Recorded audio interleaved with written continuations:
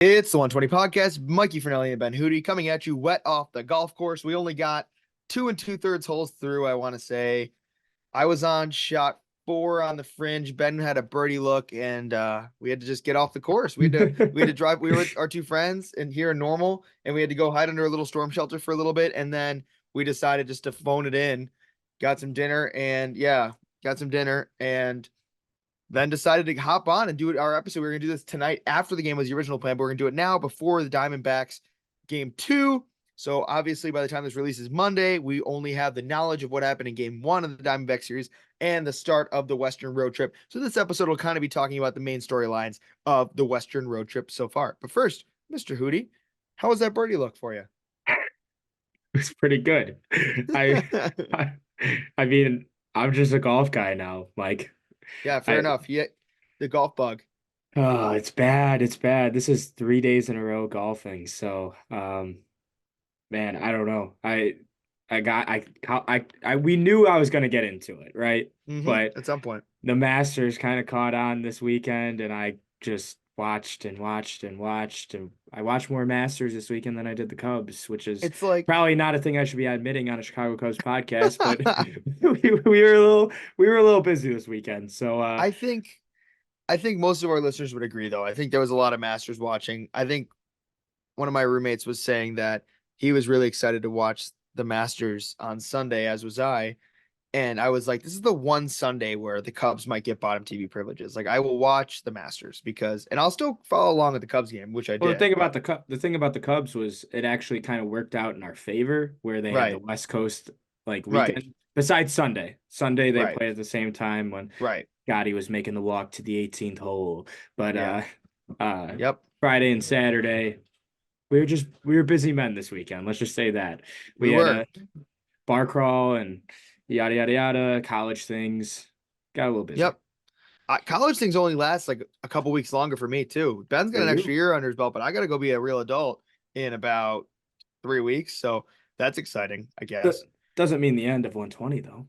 No, God, no. It means a new beginning of 120. We might actually Oh, keep to our broadcast schedule for once. Speaking of oh which, my sorry God. about that. We're releasing on a Wednesday. We always say we're gonna release on Mondays. This week on Wednesday. Next week, we're gonna take the off day to record. So we'll be out before the first game against the Houston Astros next week on Tuesday. Correct. First, Ben, let's recap the main storylines of this Western road trip. The Cubs lost to the Padres in a 2-1 series, and they beat the Mariners in a 2-1 series. So they split the first part of the Western road trip 3-3. We'll get to some scores in a minute, but first, a couple big bottom lines. Seiya Suzuki is the start. 10-day IL trip. Canario, called up in his favor. Only saw Canario run last night in that extra innings win, but we'll see if we see him tonight. And Seiya Suzuki is out for at least 10 days. Many are saying much longer with that oblique injury that has been nagging through his first 3 years of his career. Brutal loss. Brutal loss. The steel one, it just doesn't even feel that like the steel one hurt a lot, but this one just feels just so much worse because he's been your MVP thus far this season. Now, someone might be stepping up that we're going to talk about later, but yeah, he's been your MVP so far this year, and we talked about it in all of our pregame or our preseason coverage, and just how big of a step up that he was going to take this year from what we saw at the end of last year, and just his projections going into this year. And it just really hurts because he was living up to the hype of what Cubs fans were accumulating for him this season thus far. And it just hurts because he finally looked like an all-star caliber player, and who knows how long this thing ends up nagging on for, because same thing happened last year and we thought it was only going to be a short stint, and he ended up missing just about the first month of the season. So I really hope that when he comes back he could just pick up right where he left off, but I don't think you could count on that because we've seen in the past when he's had injuries, he comes back and gets off to kind of a slow start. So this was a big blow. Thankfully, once again, that prospect capital can just come up and hopefully try and do at least half of what Seiya was doing with Canario. And we finally get to I think we're going to get a really good look at him over these next 10 plus days. So, yeah, huge blow. But hopefully the bats can pick it up for him. Because he was the Cubs' best players thus far through 16 games. 111 games in his first season, 138 a season ago. Had 15 under his belt so far this season, 59 at bats, 11 runs, 18 hits, 13 RBIs. So basically, won a game, went long 3 times. Was off to an incredibly hot start and was hitting the shit out of the ball, for lack of a better term. Hit the hardest hit ball since 2018 in one of those home games against the Rockies in the rain and the sleet and the snow. Ben, yeah, it's a tough loss. We kind of expected it when they decided to call up Canario and there was no word on who was going to the IL or who was getting pushed down off the bat. And then I saw on Twitter somebody already had posted that following running out an infield single, Seiya kind of hobbled away, and it was like, yep, that's probably the play. And yeah, he's only on the 10-day IL, but that becomes doubled after that, and you never know how long that stint could be. They're gonna have to figure that out, that denomination soon. But I think what you said there, Ben, at the end is the biggest part of it. One of the reasons Craig Counsell's here is because he uses all of his options. I mean, the first 6 games of the year, what was it? We saw 6 different DHs or something like that. It was Yeah. something crazy. He uses all of his options. Last night we did not see Canario more than just a pinch running opportunity, which is whatever. But I would think throughout the rest of this Diamondback series and then into the back to home series, they will see lots of Canario continuing to play for this Cubs team. He is not afraid to change his lineup, that's for sure. Yeah. And I think that'll be, if anything, a silver lining to what is a very tough blow early on in the season. I like what you said about comparing it to Steele. Still felt worse because it was the first night of the season. It was this, that, and the other thing. It was an obvious injury. But yeah, this stinks because we've seen the pool of games in 15 games so far, and Seiya was well on his way to an MVP season. So we'll have to see how long he's away. Yeah. Michael Busch, though. Don't mean to cut you off, but Michael Busch. No, you could cut me off for Michael Busch any day of the week. You alluded to him a minute ago. Yeah, we talked about it last week and how he was kind of early season, but he was bursting on the scene in that Dodgers series, just getting big hits, had a home run, that big double in the first inning of that Sunday game, and really ever since then he hasn't missed a beat, right? What are Yeah, we at no, now? 5 home runs in 5 games? as we record this, because it changes every night, as we record this, he has had 5 home runs in 5 games, totaling to 6 on the season. Good for third best in the league, tied with Mookie Betts. 17 hits, batting .327. He is now tied for the Cubs record for games in a row. He is tied for the MLB record by a rookie for games in a row going long. Should he get one tonight, listeners may know this listening Wednesday. So should he get one Tuesday night, he would be the all-time Major League Baseball record holder in consecutive games with a home run in a row by a first-year freshman rookie player. That's big. Yeah. And Big time. even if he doesn't do it tonight against the Diamondbacks, it's still just such an awesome story considering what happened this offseason with the whole Busch thing. And I've seen a lot of dialogue on Twitter about Michael Busch, not just from Cubs fans, but across the whole MLB, because everyone's like kind of saying like, wow, the Dodgers, they finally missed on one, right? Mm-hmm. Like you could go But back. you weren't gonna pick somebody on that Dodgers team over him is the thing too. You understood the trade at the There time. is a debate. There is a debate right now about who they decided to pick over Michael Busch, and that's Gavin Lux. That's the one player that's like, oh, they decided they wanted to keep Gavin Lux around instead of Michael Busch, I see. Either way, Mm-hmm. nonetheless, it just goes back to what a great trade by Jed. Yeah.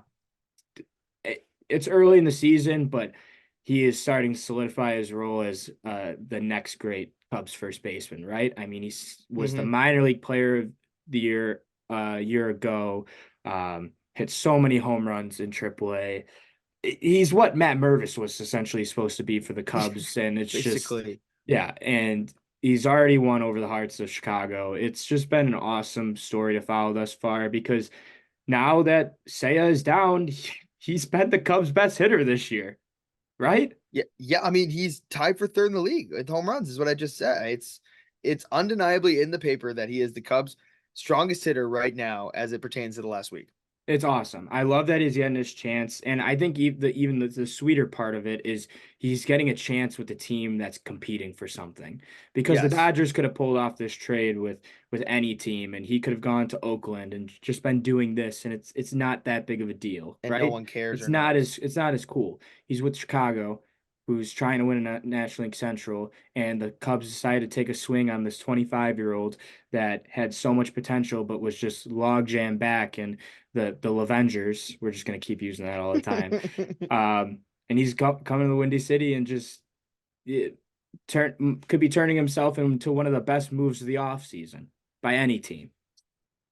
Batting sixth today, the lineup just dropped. Also, Canario and Wright batting ninth tonight for your Chicago Cubs. So he's getting the start. Interesting. Kyle Hendricks in the bump tonight for the Cubs. By the time you listen to this, it'll be over. Hopefully, he turns it around. But Ben, that's where we can kind of start with this Western road trip because we saw him start on the 10th against San Diego, and it was kind of more business as usual. 5 innings, 9 hits, 7 earned runs. Just not the Kyle Hendricks we knew and loved over the years. He kind of came back from injury last year and was pretty hot in the late summer. He almost no hit the Giants. He looked okay. We thought maybe he could get a couple serviceable more years, and now it's gotten to the point where Hendricks has 3 bad starts to start this season. He's 0-3. Let me get up his total ERA. His ERA right now is 12.08, in 12 innings pitched in 3 games. He's 0 for 2 technically. Yeah, he said so in the game after the Padres lost that he felt like he was disappointing his teammates and he didn't know what, people are debating what his role might be going forward. Obviously, I think the only option is to keep him as a starter, but you hope he can turn it around. He can't be a reliever. No. And that's, I think, the biggest talking point of it all. He has historically gotten off to slow starts in April. So keep that in the back of your head, which doesn't really make sense because the weather is usually colder in April. But the thing about Hendricks is it's just not going well for him right now. And you hope that he could turn it around because as Mike just said, you can't really make him a reliever. If he keeps this trend up of just not being able to get quality outs in the major league, then what do you do with him? You know what I mean? And YouTube viewers go YouTube ahead. viewers might have just saw that I'll cut that last little bit out, but YouTube viewers might have just saw that I got up and plugged in my computer and kind of gave Ben like a finger, like keep going. I'm just gonna get up for a second. So that's the bonus things you get to see if you watch it in the visual. But podcast listeners, you don't get to see that. I'm more of a podcast guy. Like if I ever listen back to our own show, I listen to the podcast, which is rare. But yeah, Ben. Something else that looms large is if he continues to struggle, the Cubs are getting some reinforcements back here soon. Mm-hmm. Jameson Tyone apparently is set to make his season debut on Thursday. So Mm-hmm. what does that do for the rotation? Because I know we're going to mention 2 guys later who are just throwing the ball phenomenally right now that I don't think we Mm-hmm. want to see in reliever roles. No. Justin Steele is getting closer and closer by the day, right? I mean, we're already near May, and that was kind of the set date of when we're probably going to see Justin Steele back. He's been throwing, Mm-hmm. he started throwing the day after he got hurt. So I don't know. This whole Hendricks thing is weird. I've seen people talk about it on Twitter. If it keeps going this bad, do they send him to that Phantom IL that they threw Jason Hayward on? You can eat the 16 million if you want to because he's, he's going to be a free agent anyways after this season. Um, and also the other part of it too is like, do you really cut him? Like it just doesn't really make sense to just throw him out for any other team to grab, which I know there would be a team that grabbed him if he was available. So this whole situation's weird. I really hope he gets it together so we can continue to have this good problem with just really great starting pitching depth. But as you said, it is just not going well for him to start the season. Ben Brown, it's going well. And as you said, Ben, the line keeps getting hotter behind some of these veterans who might be slipping away a little bit. Ben Brown got a quality start yesterday. He's looking really solid through 16 innings pitch. He has 2 starts now after kind of getting shelled in his first ever outing. He was able to last couple times, just really phoned it in. 4 2/3 shutout innings last night. He looks like he could be really solid. And I'm excited for what we've seen so far from him. He's nasty. He's been basically flawless ever since the Texas appearance. Uh, Going back to Colorado when he came in after Luke Little in the first inning, and they gave him a start in San Diego where he just looked awesome. And then yesterday was definitely his best start of the season. I think what did they end up saying? 13 straight outs recorded to end his Mm-hmm. night, something crazy Yeah. like that. So Yeah, I mean, he is just burst on the scene right away, early here. And that's kind of the beauty of this entire thing where we were complaining and complaining and yelling about make more moves, Jed, make more moves. And maybe Jed just knew that we were going to see this kind of, and Ben Brown obviously came on earlier than we thought, but you know, Ben Brown has been awesome thus far. Michael Busch has been good. We're going to see what we could get out of Canario. Luke Hmm. Little in his rookie season has been really solid out of the bullpen as well. It's just kind of goes back to we underestimate how good this farm system truly can be.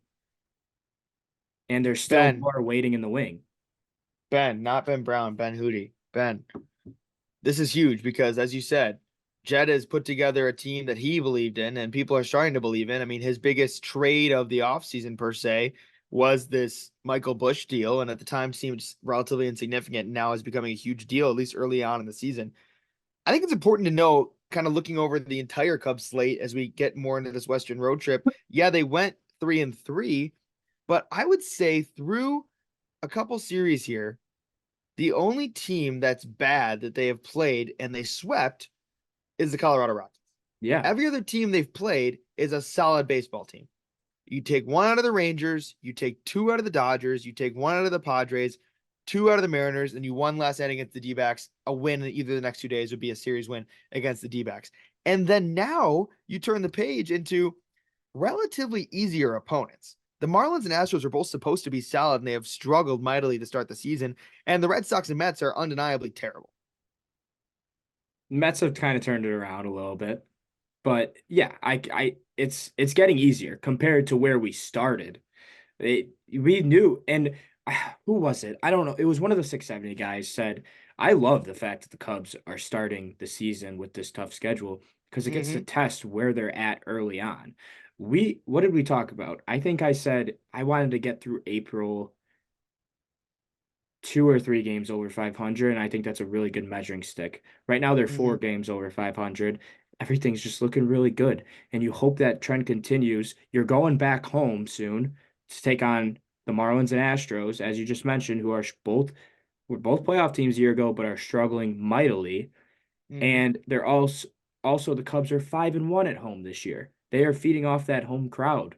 So it's yeah, I really besides the injuries and I would say the injuries and some bullpen woes, like Jose Cuas, who we don't have to worry about right now. Um, there really hasn't been anything to complain about thus far No. this season. The only Because the tough biggest, moment, besides, I know what you're going to mention, the 8-0 blown lead right? to the Padres was brutal. That was so 2023 Cubs coded.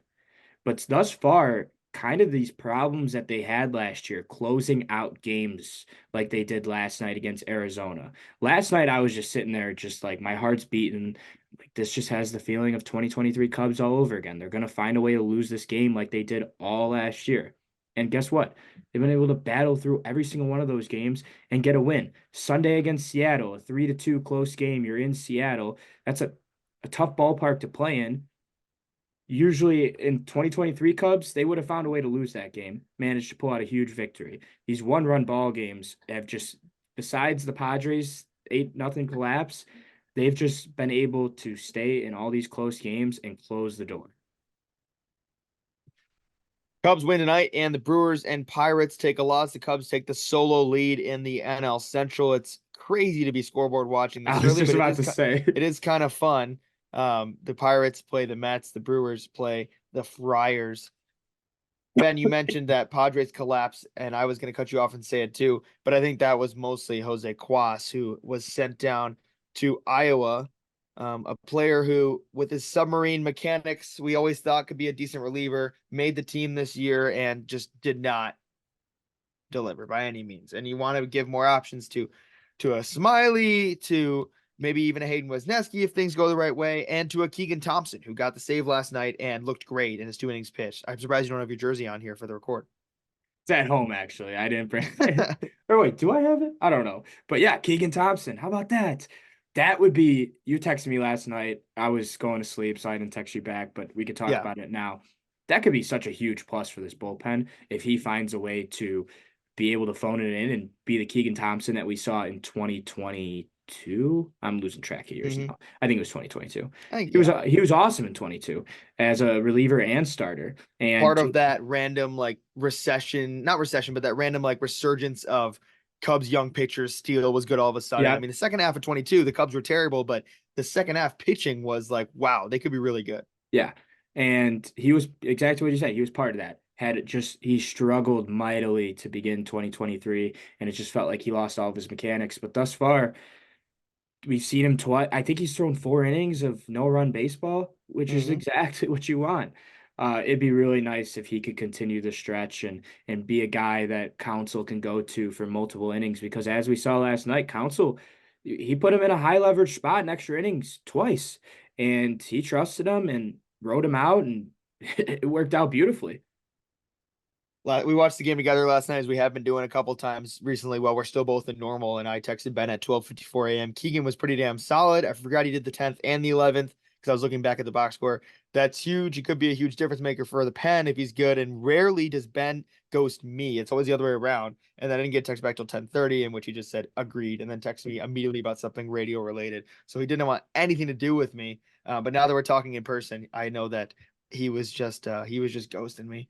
But no, I'm the opposite of that. Ben I actually was, has said that he calls my friends to get a hold of me because I don't check my phone enough. it's true for anyone that literally, I will be going over to Mikey's, just trying to get in contact with him.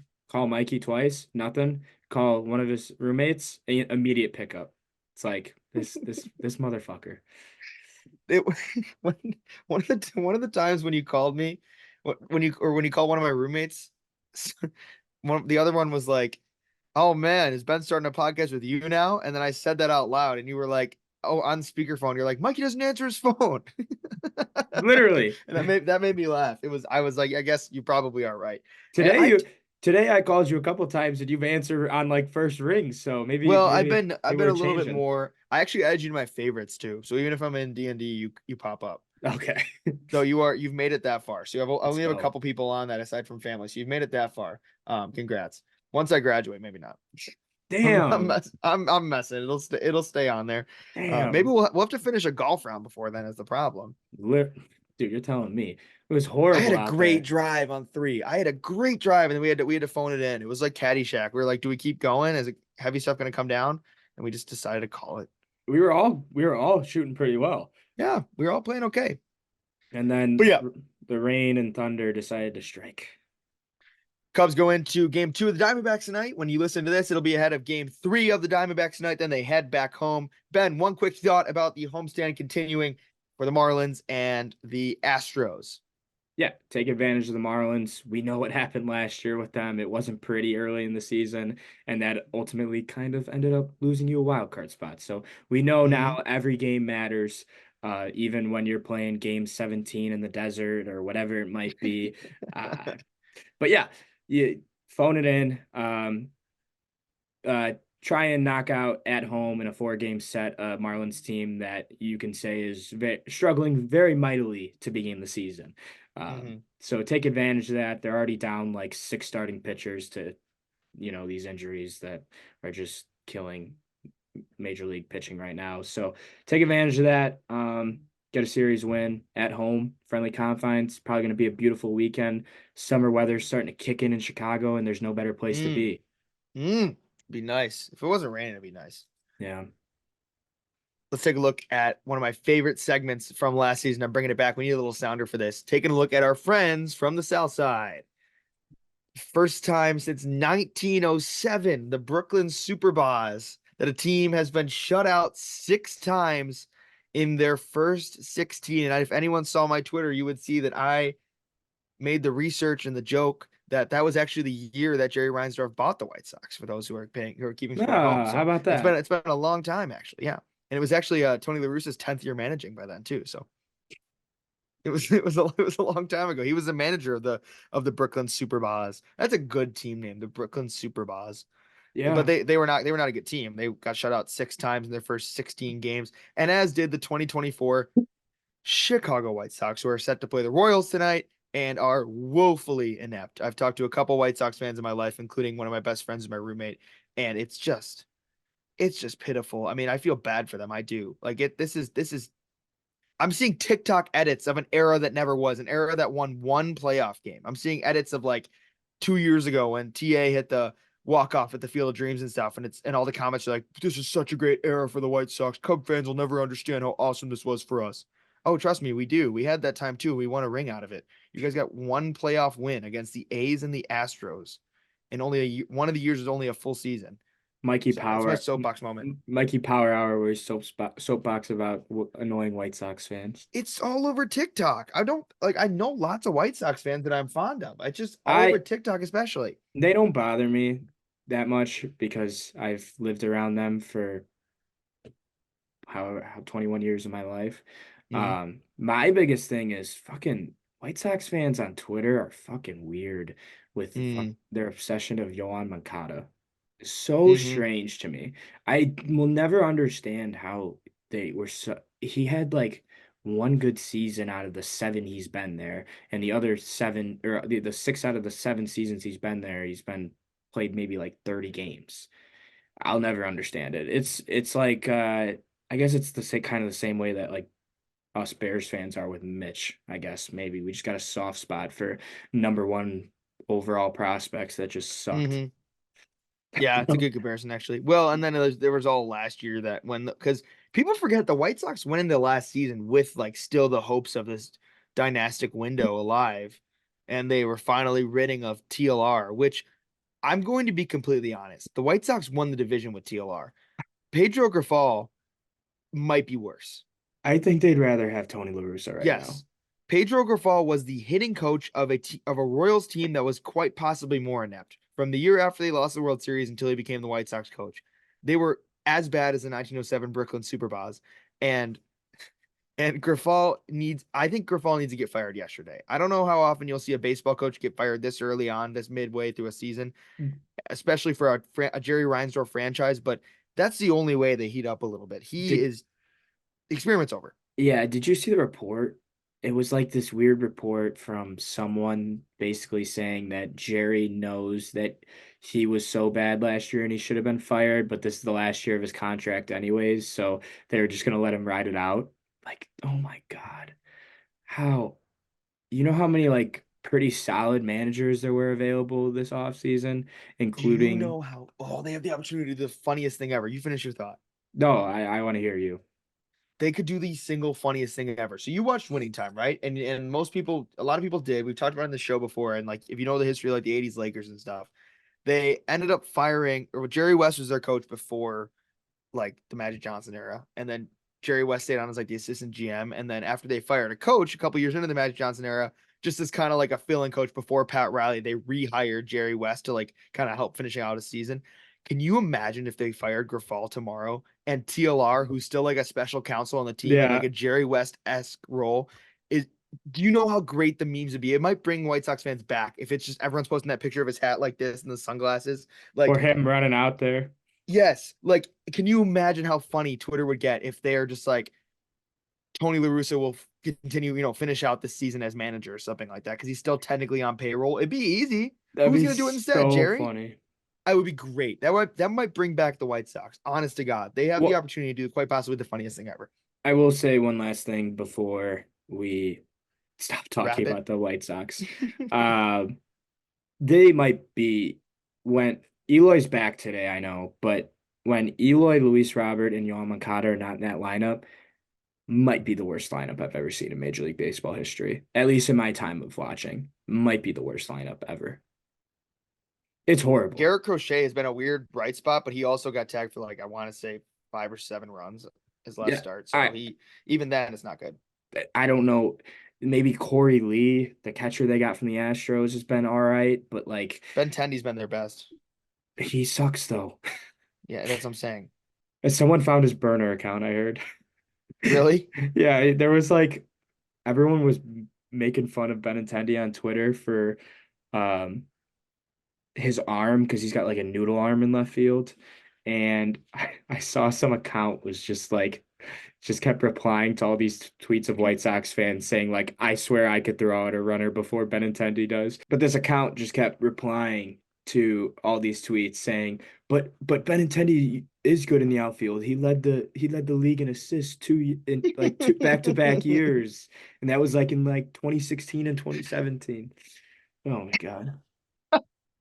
God, hey, that's his And he burner. he That's incredible. the funniest part was he like whoever the burner account was, copy and pasted the tweet under like every single person that was making fun of his noodle arm. Either it's a burner account or it's someone just so faithful to him, like Nico Honer's dog, that they're just gonna keep tweeting about it. Did you see Uh, Nico Horner's dog made an appearance on the post game show yesterday? Or no, no, really? it was either Nico Horner's dog or Suzuki Believer, and it was like Keegan Thompson. It was like one of those memes where it's like the Bleacher Report thing. It's like Hmm. I want to put the word that I'm back or something like that, and it's like Keegan Thompson over the last two games, We and it might was have just to one of get the Cubs trolls. we might have to get one of those Cubs trolls accounts on the pod and just do like a blank screen, like a no camera on, like voice filter, just to ask Nico Honer's dog like some questions about his motives. Because I don't know. I'm assuming he or she is still anonymous. I think so, yeah, Yeah. and it's funny because like he would obviously me and you know that he's like a troll or whatever Hmm. he or she is a troll, and like he would like break fake Cubs news like over the off season, and like I would be getting like the text like or the D or the tweets like sent to me like, do we think this is something? Do we think this is something? Because at this point, Cubs Twitter will believe in anything because a cat broke the Yu Darvish news a couple years ago. So, And Lisa broke the Bellinger news. yes, so we'll believe anything. If Nico Horner's dog is breaking that Shohei Ohtani's on a flight to Chicago, a good quarter of Cubs fans would be like, "Holy shit!"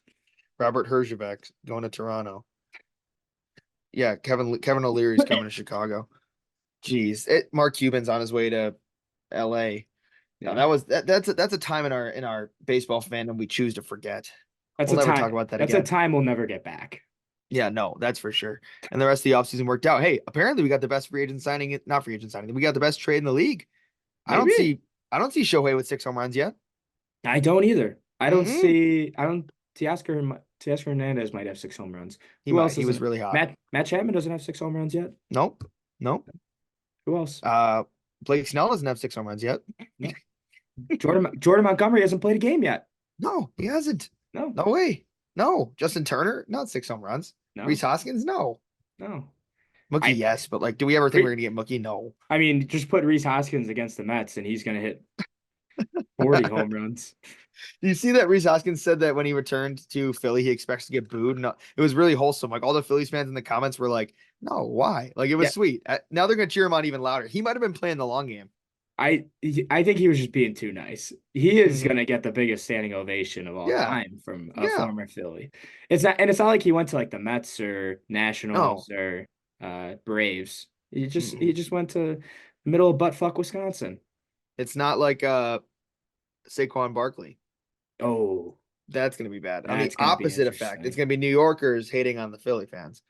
We'll get to Old, that more old on man yells at cloud.